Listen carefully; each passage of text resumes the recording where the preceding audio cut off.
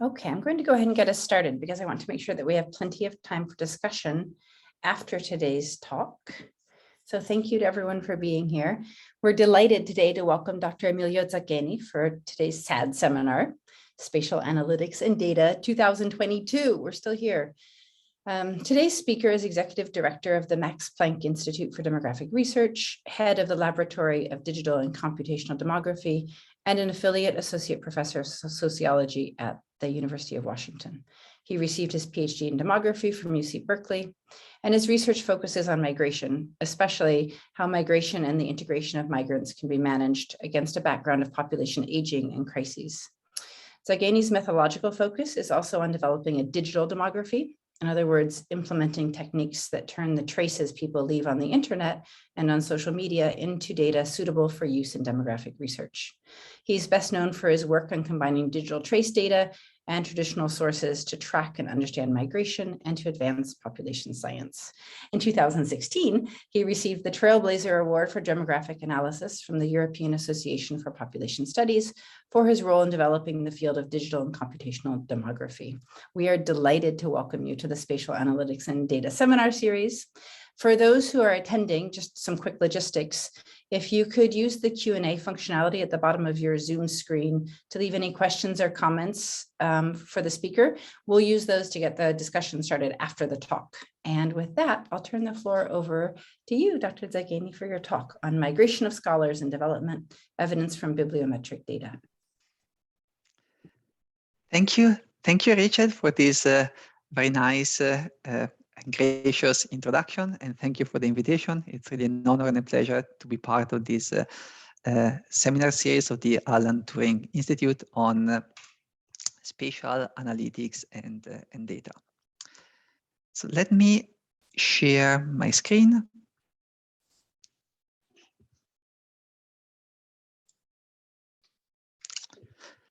All right, so today I'm going to talk about migration of scholars and development, and I'm going to provide some evidence from bibliometric data. More specifically, this is going to be a series of examples that are part of a larger project that we have at the Max Planck Institute for Demography Research in order to assess migration of scholars, to quantify flows, and to understand them. Now, before I start, I would like to acknowledge a group of people who made key contributions to this project. They include Ali Akbaritabar, Andrea Miranda Gonzalez, Sami Naref, Ebru Sanliturk, Maciej Danko, Tom Tyler, and Xinyi Zhao. I'm greatly indebted to them for their enthusiasm, creativity, and hard work. Now, I would like to begin this presentation with someone that we all know in this audience, and that is Rachel Franklin. So we all know Rachel Franklin because she's a great scientist. We all know her because she's also a colleague in the broader sense of the term, and she's the organizer of this, or one of the co-organizers of these seminars. So since we know her, we also know her trajectory over time, or geographic trajectory over time. But what if we didn't know her and we wanted to know something about her and about her sort of geographic trajectory over time? So one way we could do that is to go and look at some of her publications. So for example, if we take this article that she wrote and was published in Population, Space, and Place. Well, initially we would be interested in looking at the content and reading the content, but we don't necessarily need this for our purposes. All we need is metadata about this publication. We see that this was published in 2014 by Rachel while she was at Brown University, Providence, Rhode Island in the US. So we can assume that at around that time, Rachel was based in the US. Then we can look at a publication later on. And again, we would be so tempted to look at the content, including exciting quotations in Italian from Dante Alighieri's La Divina Commedia. But we don't necessarily need that for now. we can just focus on the metadata. We see that this is a paper that was published by Rachel in 2021. And at that time, her affiliation is with Newcastle University in the UK. So we can assume that sometime in between 2014 and 21, Rachel moved from the US to the UK. So the idea behind this project is very simple. And it is that we can sort of use changes in institutional affiliations in order to infer changes in residence over time for individual scholars as well as for populations of academic researchers. Now, this is a simple idea and could well remain a simple idea without data.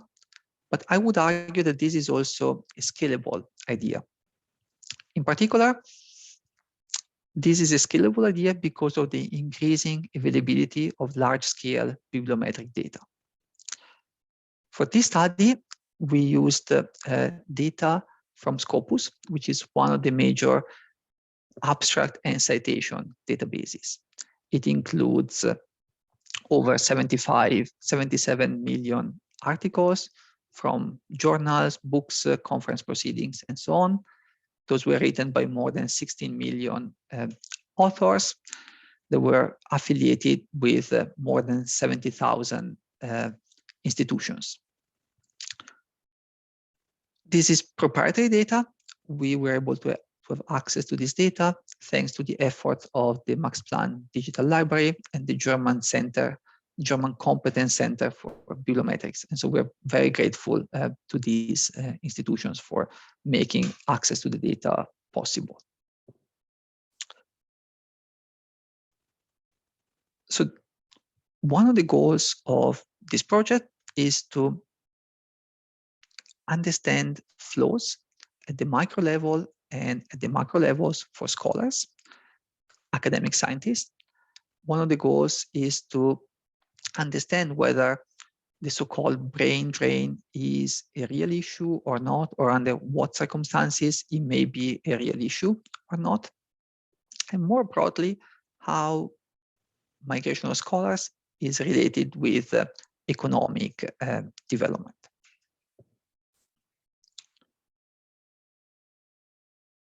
So here's an outline for what I'm going to present today. So first, I'll give you a little bit of background on the data. Then I'll provide some illustrative statistics, both on internal and international migration. And finally, I will go into the substantive aspects of the relationships between migration, economic development, as well as return migration, still for scholars. So let me start with some background on the data. Here is an illustrative example of the type of data that we have. So these are data for my recent publications indexed by Scopus. For this table, each line corresponds to one publication. And we have different columns or different fields. The first column is the author ID, essentially my unique identifier within the Scopus database. Then we have the name and the affiliation, so my name and my affiliation.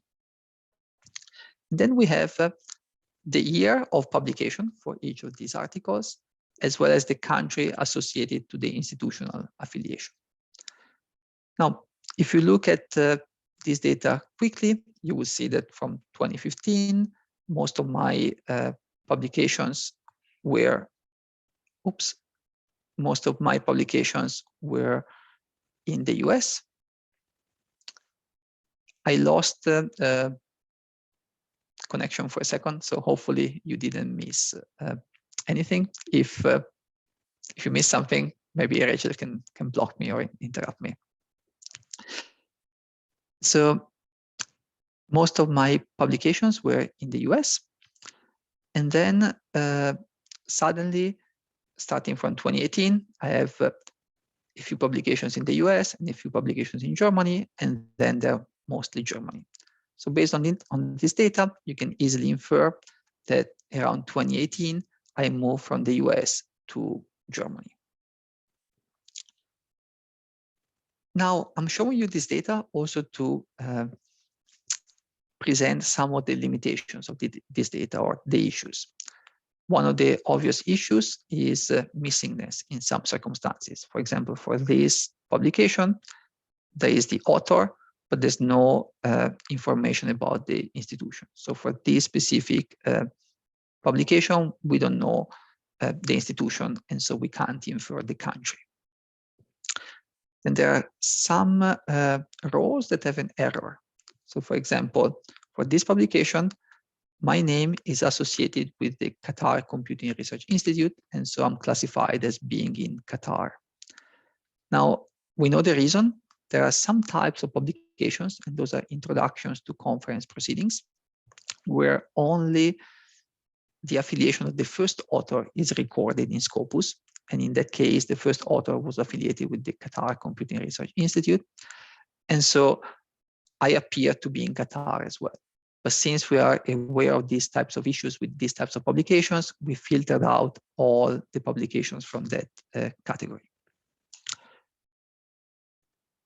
There's also situations in which we have the institution, like for this line, we do have the institution, but we do not have the city of the institution. And so we had to sort of map institutions to their location using other sources or other APIs. And finally, there are situations in which people may have more than one affiliation. So for example, if you look at these rows, I have University of Washington and Max Planck Institute for Demographic Research. So in those cases, we consider only the primary affiliation. So for these two cases, I'm sort of connected with the US instead of Germany, as my primary affiliation was still the University of Washington. So this gives you a general sense of the type of data that we have for all authors indexed by Scopus. And of course, we have more than that, but like this is the very basic type of structure. Now, we consider various aspects of data quality.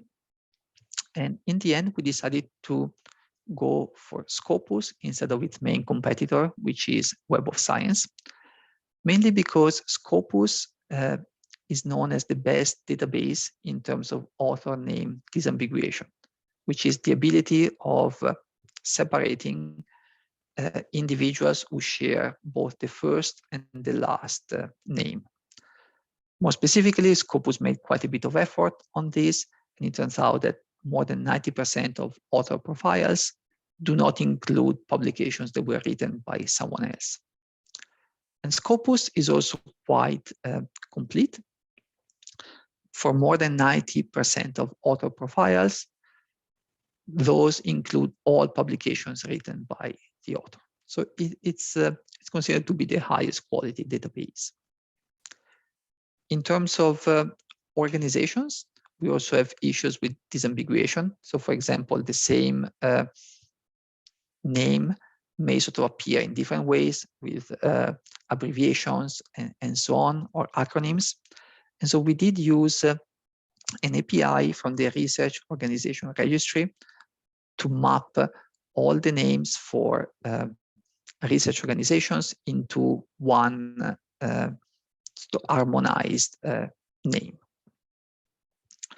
And finally, we consider the subset of the data with the highest quality.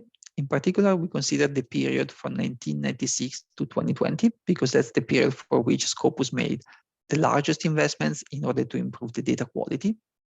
And we consider only two types of publications, articles and reviews, because those are the ones with the highest quality. So despite those sort of restrictions, we were still left with more than 36 million publications in the database. So let me now give you an example of how we can identify migration events. And I'm going to consider sort of a fictitious scientist whose name is Maria. Maria started publishing in 1998 with a Canadian affiliation. We looked at the model country from where the model country of publications to infer the country of residence. So say if most of her publications in 1998 were from Canada, we infer that she was in Canada. And then for this specific context, we also take Canada as the country of her academic birth. So essentially from this database, we don't know anything about citizenship or country of actual birth, but we take this as the country of academic birth, where she sort of started publishing and where she became essentially a scholar. Most likely that coincides with the later stages of a PhD or the early stages of a postdoc or a faculty job.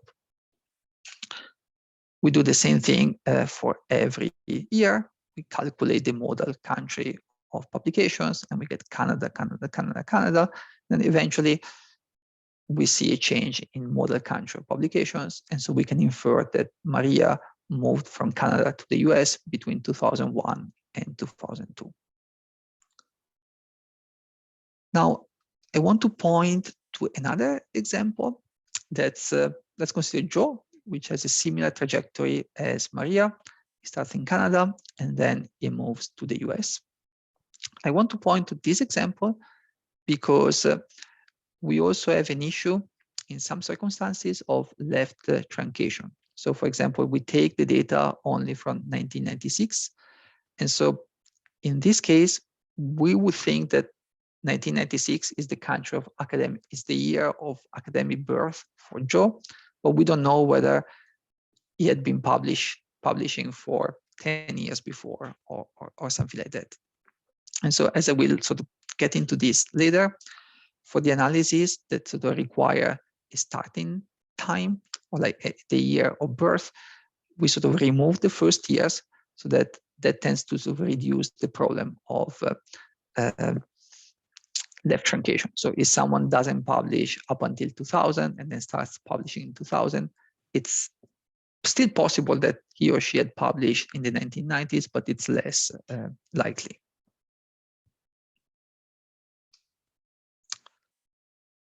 All right, so I gave you a little bit of background on the data.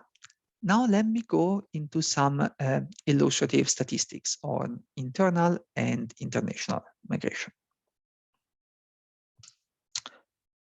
Let me start with an example related to Mexico.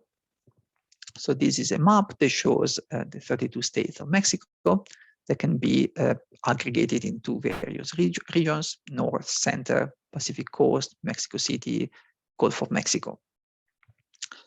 Now, since with our data, we have information at different levels of geography, we can sort of aggregate information in different ways. And we can, for example, assess internal migrations for different regions within Mexico. One approach is to estimate crude migration intensities over time. So this chart shows migration intensities for the different regions in Mexico. The black dashed line is the value for the whole country, which is sort of like goes down a little bit. For Mexico City, that's the green line, it's fairly stable, whereas for other regions, it tends to sort of go down over time. And this is most likely related to the increasing role of Mexico City as a hub. So as internal migration sort of reduces within regions outside of Mexico, more people tend to move to Mexico City or have exchanges with Mexico City. And this is reflected also in a sort of crude visualization of flows for Mexico without sort of looking into the details. The key aspect that we can see from this chart is that about a third of flows internally in Mexico involve Mexico City. And so Mexico City really plays a major role for the migration system in Mexico for scholars. Now, one of the beauty of this type of data is that we can also go beyond the typical dichotomy between internal and international migration. And we can look, for example, into how one region in Mexico is connected with subnational areas in other countries. And so we see that, for example, Mexico City is highly connected with specific areas in the US, with California, is connected with Bogota in Colombia, with Madrid and Catalonia in Spain, Ile-de-France in France, Texas, New York, Havana, Cuba, and so on. And we can do that for all countries, and we can try to understand these patterns of like connectedness between subnational areas. We can also, of course, move on to or sort of move up to the international level and assess international migration out of the whole country.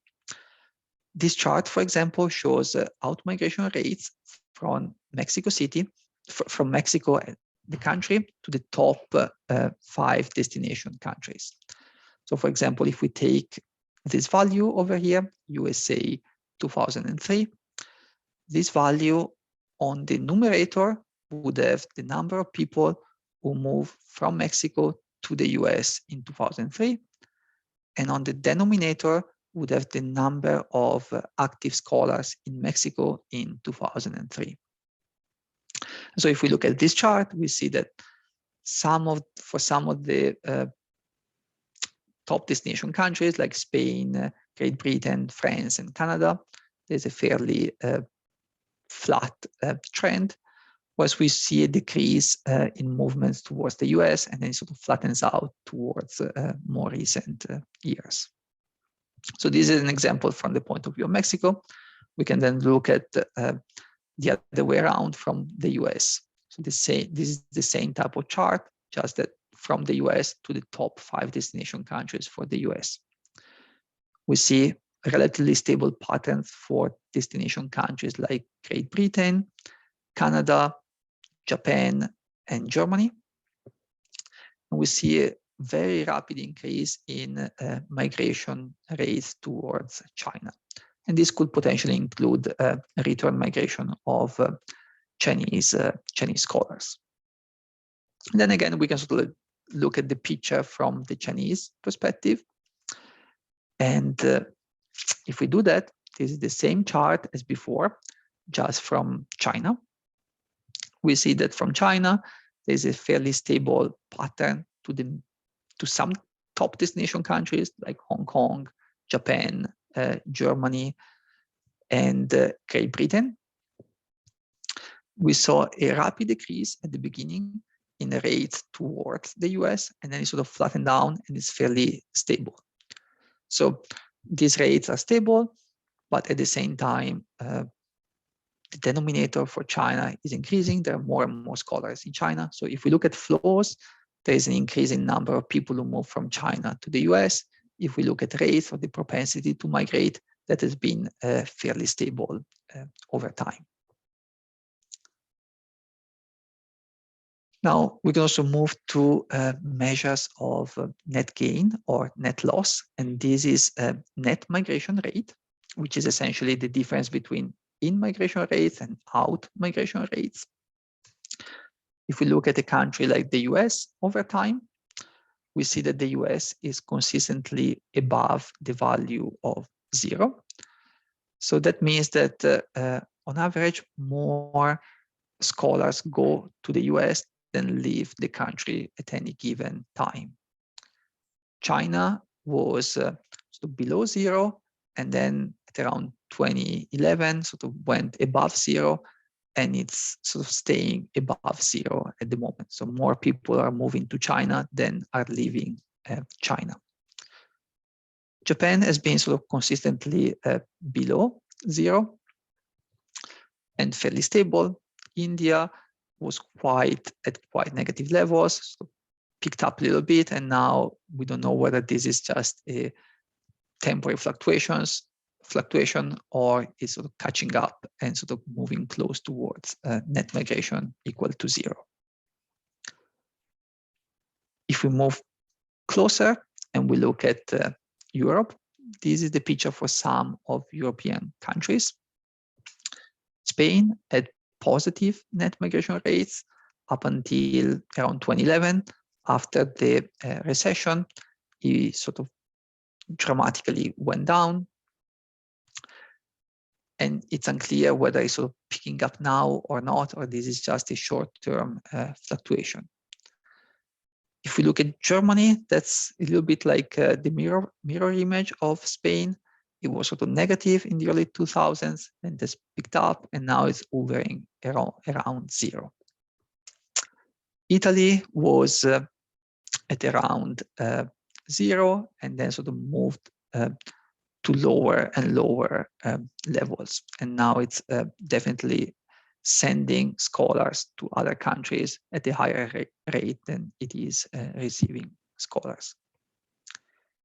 Great Britain has had a very interesting sort of wavy pattern, like with like going down and then up and then down and then up. And it seems like it's on this sort of downward trend at the moment. But this gives you a sense of the type of data that we have and the types of measures that we can produce. So now, after having shown some illustrative statistics, I would like to go into this sort of more substantive discussion about migration, development, as well as return migration. Now, the key question is whether economic development tends to increase or reduce emigration of academic scientists.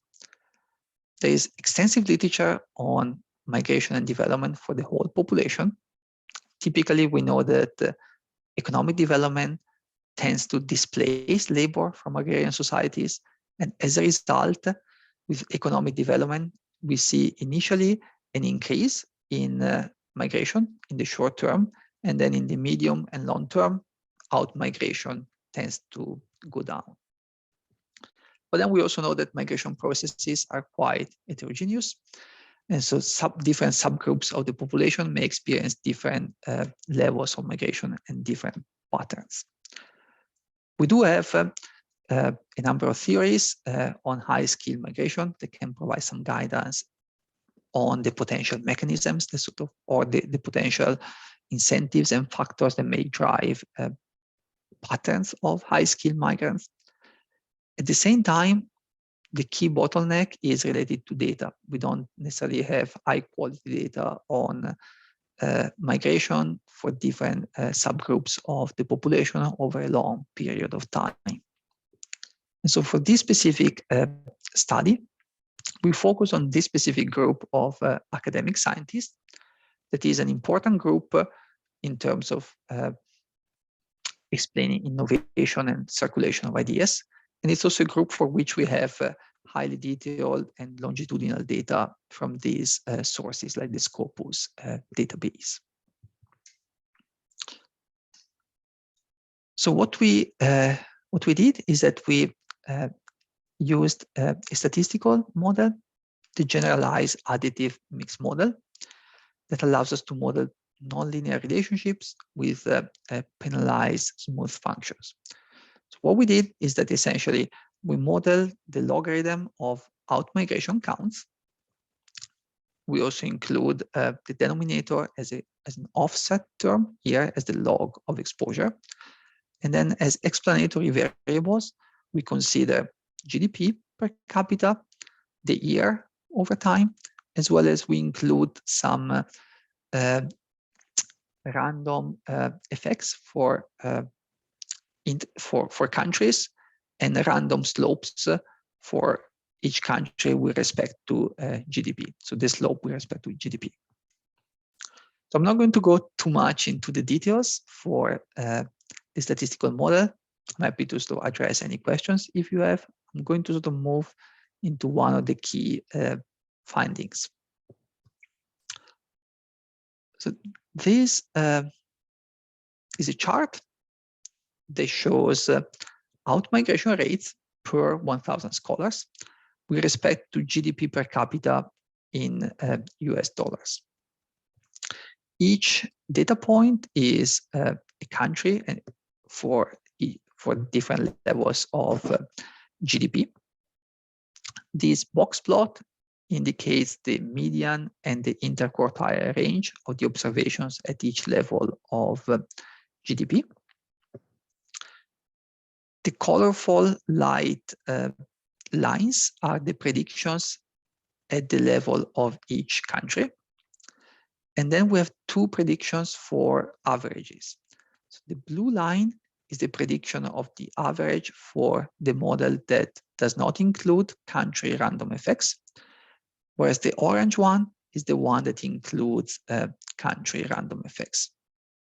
Now, they may vary a little bit in the slope at the end, but the trend is generally clear. We see that out-migration rates tend to decrease with GDP per capita up to a certain point, and then it goes up. And so this is exactly the mirror image of what we would expect for the general population, where we expect to see out-migration to go up first and then to go down. So essentially, what we see here is that regardless of the actual size of the flows that may potentially increase, the propensity to migrate decreases with GDP per capita. And so this tends to indicate, and we don't know exactly why this is happening. Perhaps this is just a result of a rapid expansion of the number of scholars or the denominator in developing countries or low-income countries. And so that may sort of more than counteract the people who sort of leave. But essentially it seems to indicate that the propensity to migrate decrease with GDP. And so the so-called brain drain may not so big of an issue in this context. And sort of after a certain level of development, countries get integrated into the into the sort of international science system, and then sort of migration picks up again.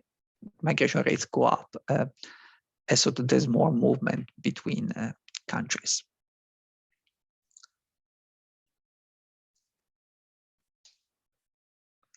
So one sort of follow-up question is about return migration. So we see that like this migration rate goes down, but then what happens to the people who actually left?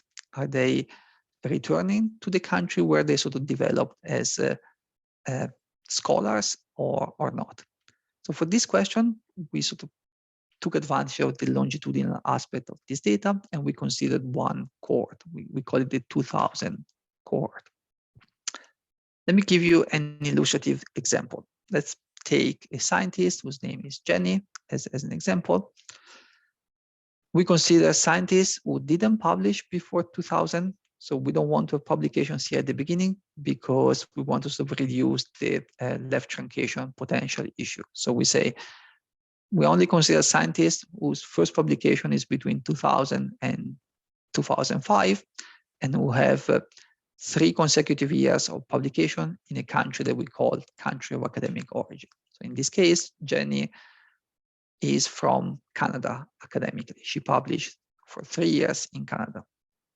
Then we look at what happens between 2006 and 2014.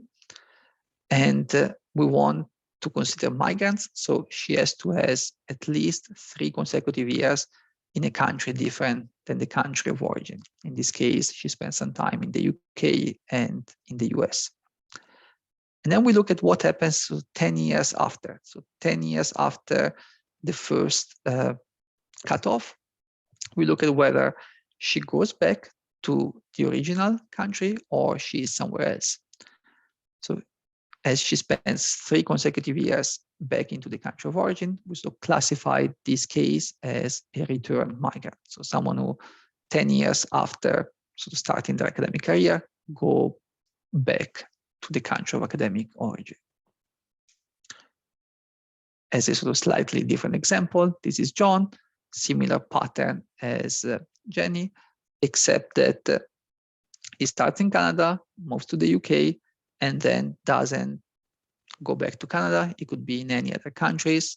So this is an example of someone who is a migrant, but not a return migrant. So we can assess this patterns in the data that we have. And here is a summary of what we observed. So this map shows the ratio of scholars who return to the country of academic origin after having spent at least 3 years abroad. So it reflects the definition that I just showed you.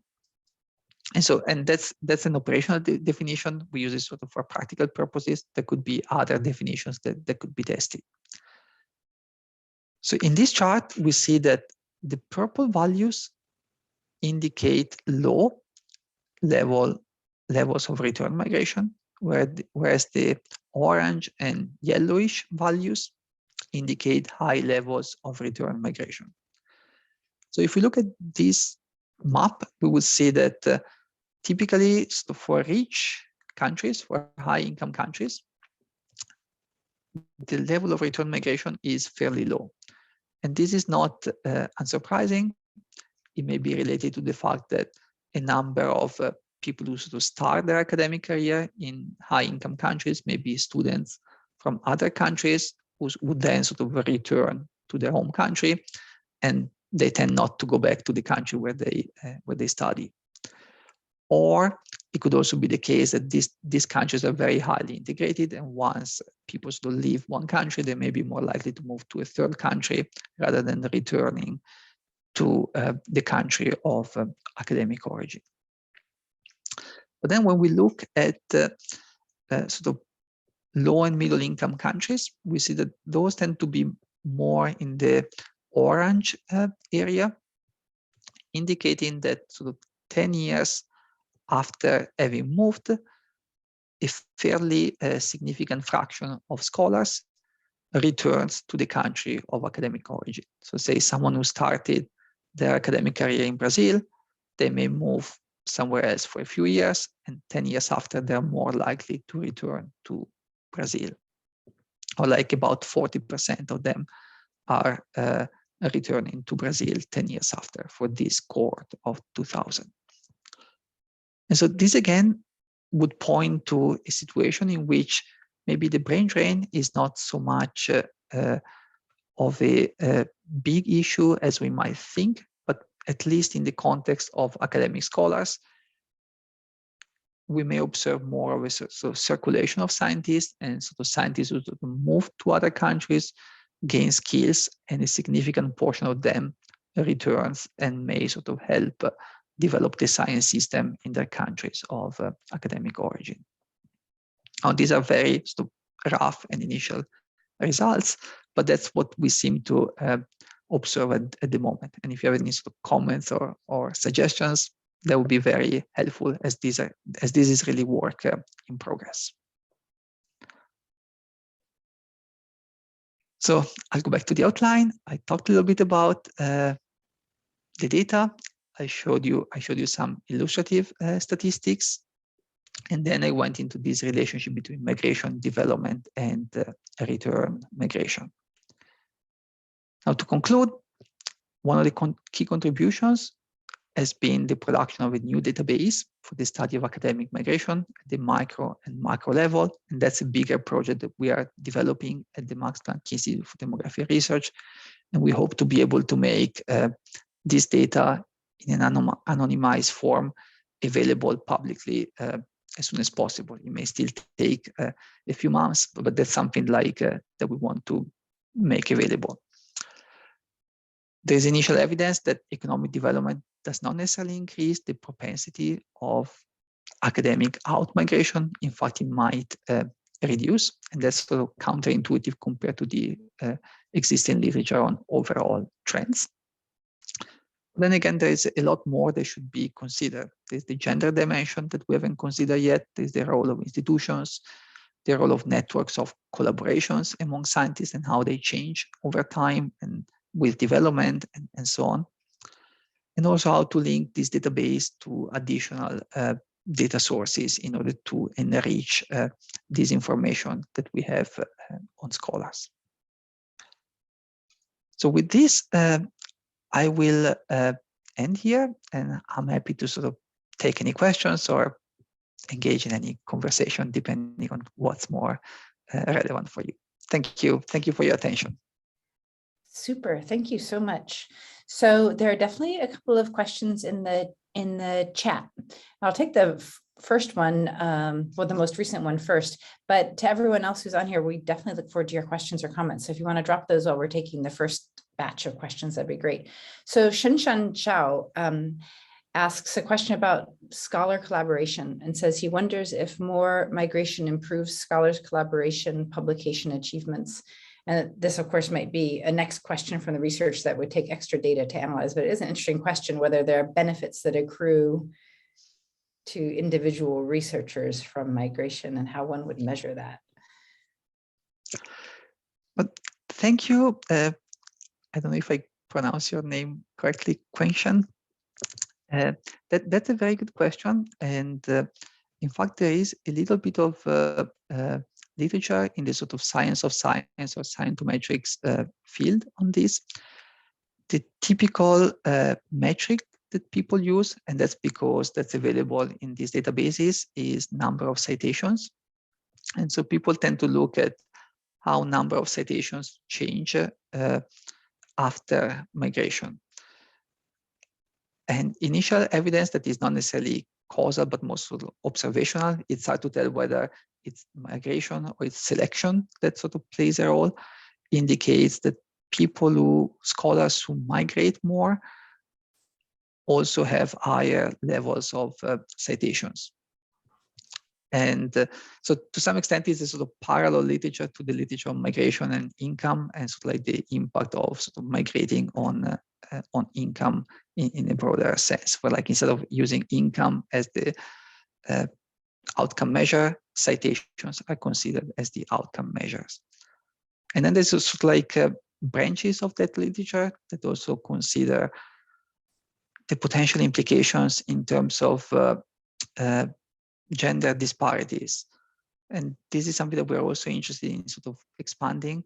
So if there are differences between men and women in terms of sort of migration propensity, and if it is the case that migration may sort of lead to expanded networks of collaborators and potentially more citations and so on, potentially sort of there's a mechanism there in which sort of like differential propensity to migrate by gender might also lead to sort of differential gender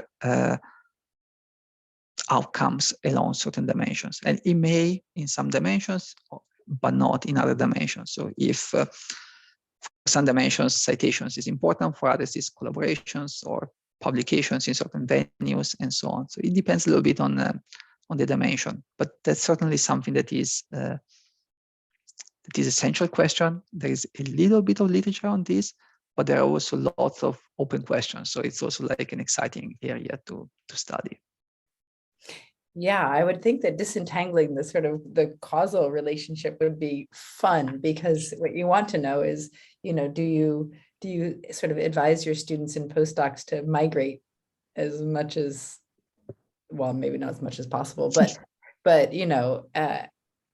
that they should migrate because it'll benefit them. And it's not, I suppose, necessarily clear based on what you're saying, that you might not jumpstart your career by migrating, which I suppose is what people want to know.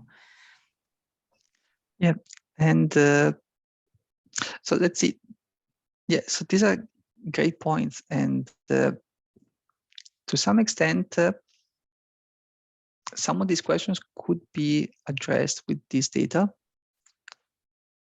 or at least they could be addressed at a deeper level than they are now, in the sense that some of those questions are very central for, say, demographers, geographers, or people from certain disciplines, but they may not be necessarily the central questions in science of science or some sort of branches of science, where some of the methodology for sort of causal inference are not common.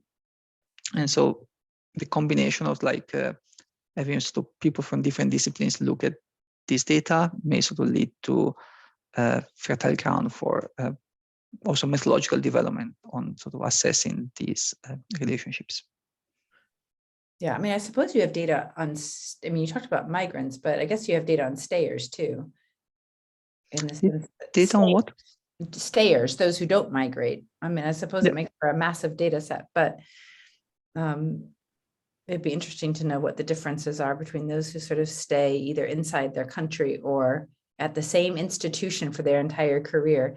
And when Levi and Danny and I have done these SAD interviews, a key question that always comes up when we talk to people who are more senior in the field is this question around migration and like the effect that it has on one's career. So how people think about mobility and career development. So it would be interesting to be able to say something about whether there's a difference between people who stay and people who move. I mean, there probably is something different inside their head. That was actually the exact question that I had was you probably have a lot of people who don't move a lot. You probably have people that move a lot but stay in country. And then you have people that change countries a lot, right? And I would wonder how, as like cohorts, those different groups of researchers might have different structural behaviors and characteristics. Do you have any prior belief or ideas about that? So it's hard to tell. One thing that, because essentially that goes into unobservable characteristics. So all the methods that we have in social sciences tend to sort of focus on observable characteristics, even like things like propensity score matching to sort of assess underlying differences are all based on observable characteristics that we have in surveys and so on. And we do have some observable characteristics here.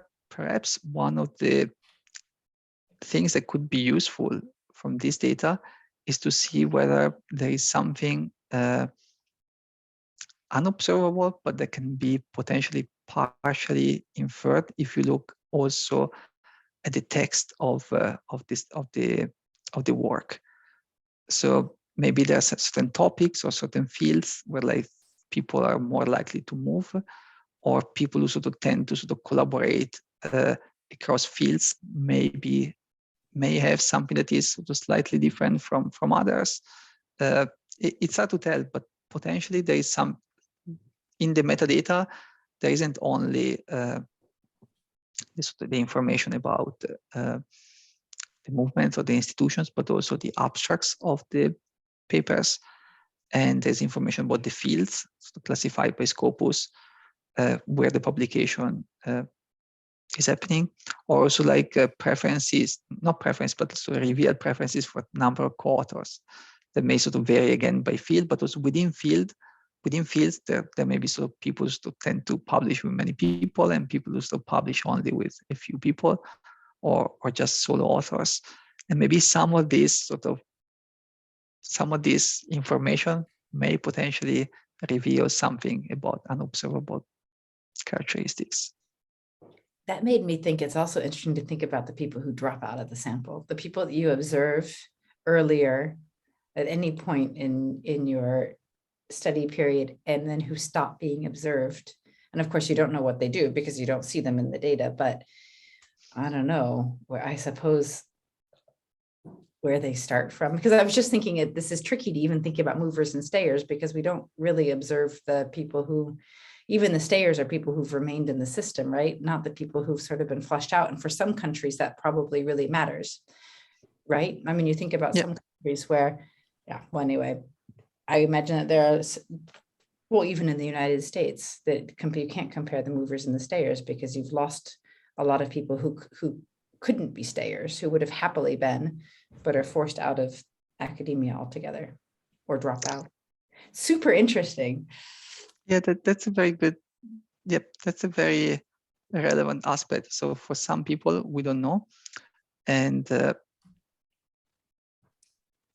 we can sort of focus on active scholars, people who sort of remain active over a period of time. The rationale is that people who are active scholars are also typically the target of policies to sort of attract talent, at least for academia. But it's true that like people who sort of drop out, it's hard to tell what happened to them afterwards. I mean, they probably moved to other fields or to other types of jobs. And we don't know unless we find a way to sort of connect or link this data to additional sources, say LinkedIn data or other types of information. Yeah, Shinshan is saying in the chat. So Levi and I know him, but he says that he moved from China to the US and then to the UK. So you wouldn't see that he's originally from China. Your country of academic birth, Shinshan, would then be the United States, and your sort of actual origin doesn't matter. But yeah, he says he saw some papers about exploring how the 1,000 Talents plan in China, which started in 2008, actually attracted people from outside of China to mainland China. So yeah. So that's a good point, and that's see, at the moment what we see is only the country where essentially people were formed for the last component of their sort of educational development before starting publishing, which is typically at the doctoral level, but it could also be a little bit afterwards or before. So in this case, we wouldn't be able to tell whether someone is from China or not. Yeah. In this case, I think it's the longitudinal component that becomes really interesting, because that initial point where you observe them by all on itself, it's not very useful because of publication lead times, for example. Like who knows what happened when the paper was actually submitted and where somebody is when you observe them at the point of publication. Yeah. I had a lot of questions. Maybe just two. One was that, and I think this is reflected a little bit in your model, I wonder how much it has to do with sort of time lags of inflows of people, which I guess you wouldn't really be able to observe, but maybe you could speculate about. I mean, I think when we see some of these dips over time of people going to other countries, in many cases, there had to be sort of a previous inflow to allow that. Not in all cases, but for example, outflows of people who observed in the United States, some of that is Americans, but an awful lot of it is probably people who were not originally from the United States, as people who, as you say, who came to the United States to do their studies.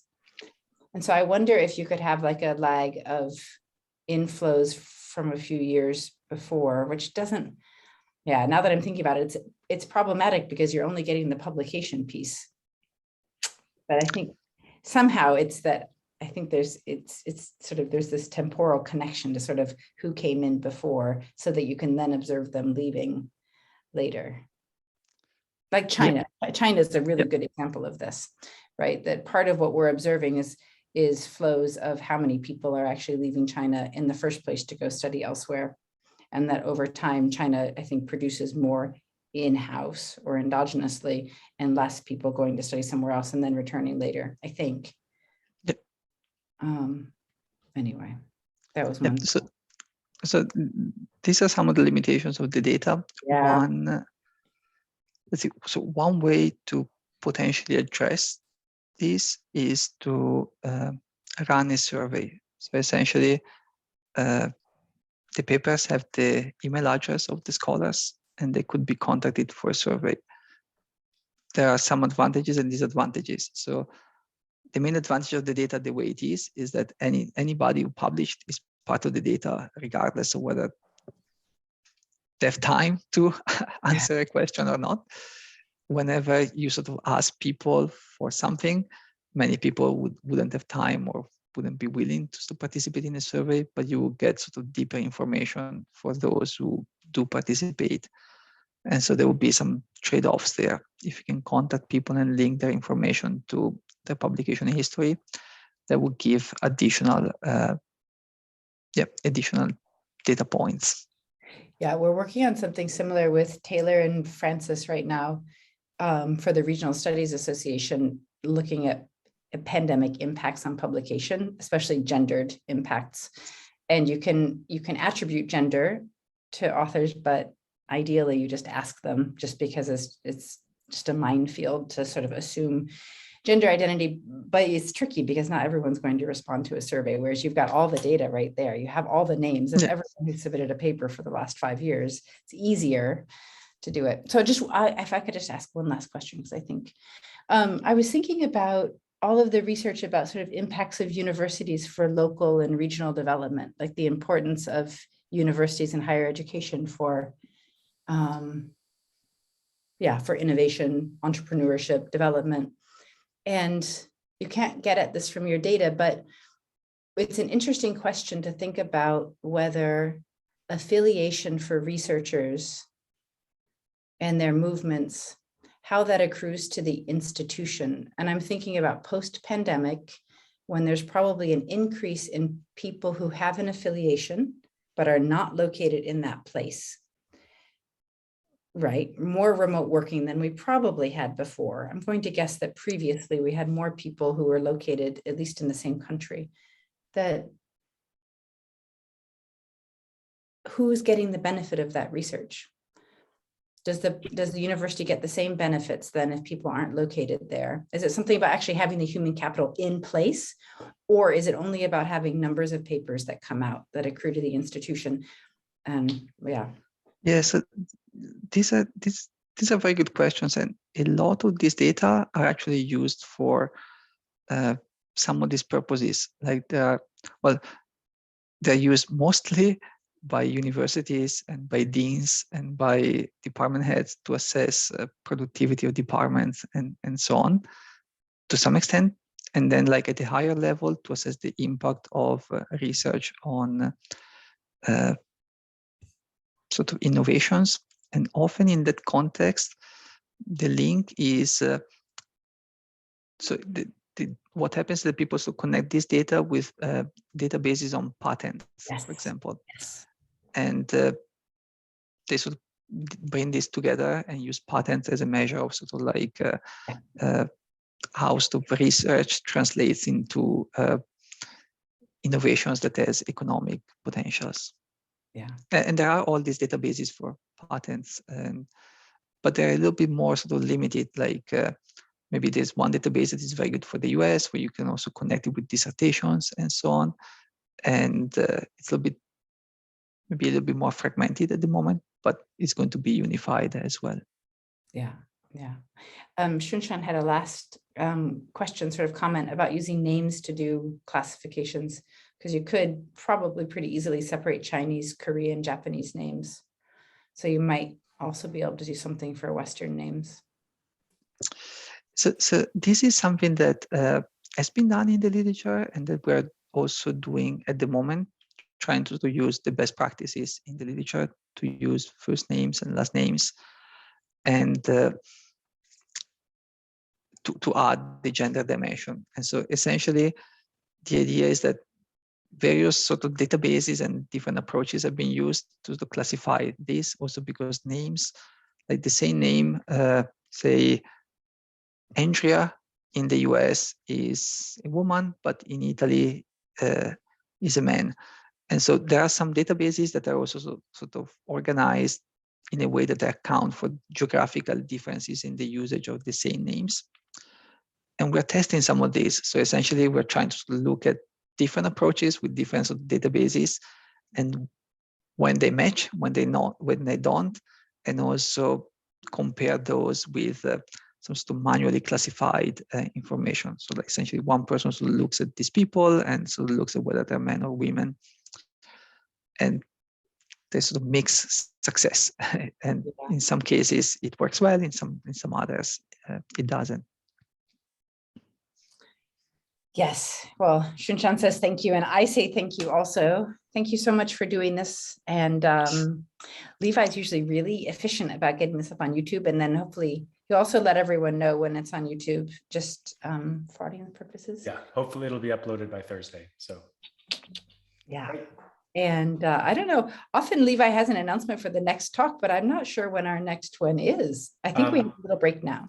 Yeah, I think we have a bit of a break on the seminars. We have an interview coming up reasonably soon, but I'd like to let everybody in the audience know about the AI UK conference coming up later this next month, I think it is. register with the Alan Turing Institute, but the AI UK conference is a premier conference in the country for artificial intelligence and data intensive research. So it sounds like this would be an excellent candidate for that.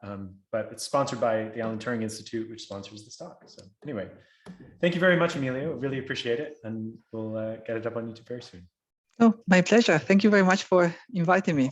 Thank you to you. Thank you to the audience. And we'll see you all soon. Bye. Thanks all. Bye-bye.